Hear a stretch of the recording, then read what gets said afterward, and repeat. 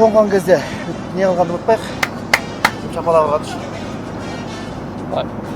Шапалақ ұрған емес? Пилотқа сөйтіп рахмет деп жатады ғой.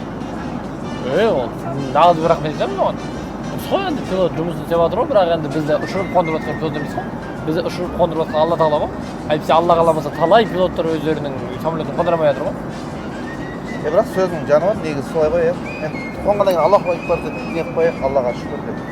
Аллах дұрыс. Жоқ, дұрыс емес. Негізі Аллаху акбар деп айтпайды. Пайғамбар салам өйткені жоғары шықса, лифтпен көтерілсеңіз де мысалы, пайғамбар салам тауға шыққанда да жоғары шыққанда Аллаху акбар деген, төмен түскен кезде субханалла деп айтқан ғой. Иә. Енді бұрыннан ал әбден өлең айтып музыкант болғанға жаман үйреніп қалғансың ғой, шапалақ ұрғанға. Иә, мен ана айтысқа барған кезде сөзім өткізеді ғой сол кезде. Қандай болу дейді. Айтпай қойшы бұны айтамын ана. Солай де.